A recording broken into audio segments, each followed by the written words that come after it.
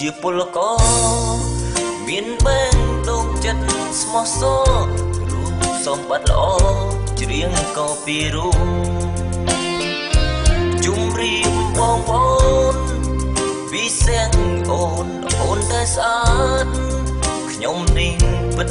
ជាអស្ចារ្យបើចង់ស្នេហាសូមខលប្រាប់និយាយដូចអួតខ្ញុំចេះធ្វើឈួតនៅពេលស្រីយំហើយចេះធ្វើឲ្យស្រីខឹងរត់ចោលប្រលឹងពេលអត់អីស៊ីខ្ញុំចេះច្រើនណាស់ណាចេះលេងល្បែងស្រីផឹកស៊ីណាទូហងបំខ្លាញ់ស្លូតកាយធ្វើខ្មោចបំឡាយមិនខ្លាចពុនក្មេងស្រាប់តែឥឡូវខ្ញុំនៅប្រទេសកូរ៉េធ្វើការខ្ញុំគេ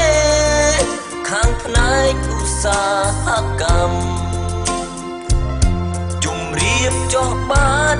ស្រីដែលស្អាតសូមអូនសង្វាតប្រាប់លេខទូរស័ព្ទឬអូបើ5 Tango Facebook ក៏បានដែរមែនទេស្រីស្អាត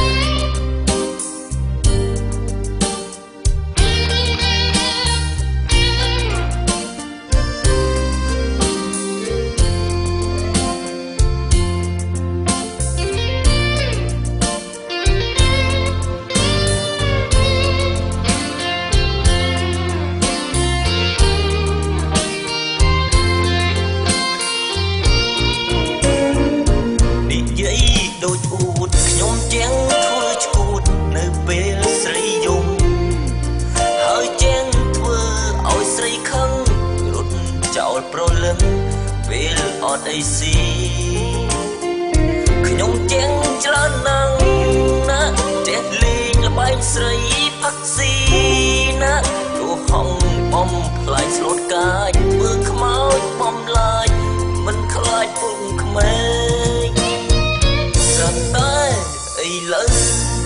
ខ្ញុំនៅប្រទេសកូរ៉េធ្វើការខ្ញុំគេខាងផ្នែកឧស្សាហកម្មជុំរៀបចោះបា